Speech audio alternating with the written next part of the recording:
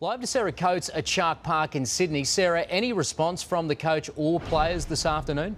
Yes, good afternoon, Ryan. The team trained as normal today, but there was definitely a very serious and sombre mood as they left Shark Park.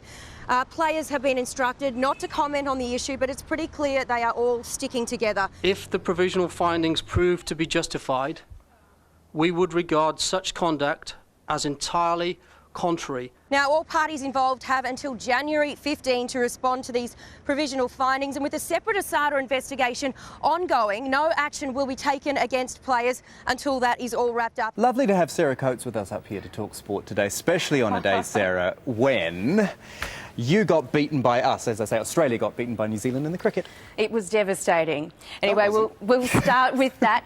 And the co-hosts of this year's World Cup have gone head-to-head in Auckland.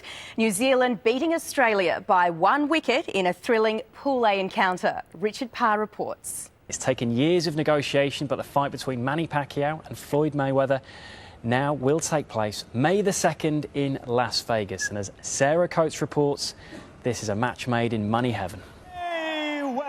It's the fight boxing fans from all over the world have been waiting for. A matchup between arguably the two greatest fighters of this generation.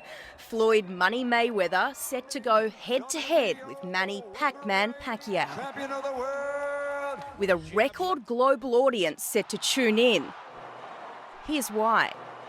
In 47 professional fights, Mayweather is unbeaten with no losses. Pacquiao has lost 5 times in his 64-fight career.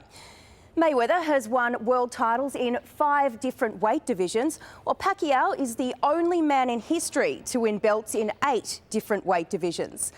Last year, Mayweather was the world's highest paid sportsman, earning $105 million. Pacquiao not doing too badly either, with annual earnings of more than $40 million. But this fight alone is set to generate around $250 million. A new day rises in a sport that's continuing to rebuild from years of drug-tainted controversy. Australia's Orica Green Edge team are one of the fresh faces in world cycling, emerging just 4 years ago. The team are currently in Qatar. It's part of a demanding competition schedule for these riders and their crew. In the Middle East, it's the elements that'll get you.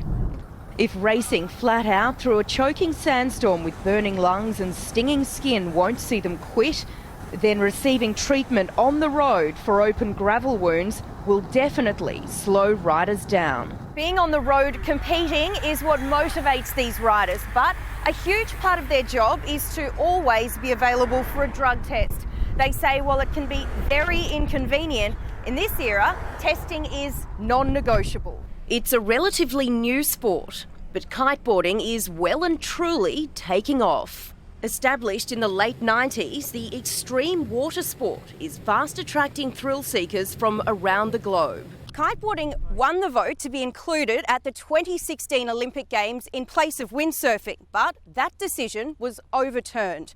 There's now renewed hope that it will have a place at the 2020 Tokyo Games. 7 Sarah Coates has the latest from the SCG. Michael, anticipation is really building ahead of the second test here at the SCG, with both the Australian and Indian sides holding their final training session today. US Open runner-up Kai Nishikori is through to the final at the Mexican Open, where he'll take on David Ferrer. The Japanese player knocked out South Africa's Kevin Anderson in the semis. He hit 6 aces and 29 winners during the match, defeating his opponent 6-2, 3-6, 6-3. And that's all the sport. I'll hand you back to Kamal. Thank you, Sarah. No more talk about the cricket. No, thank you.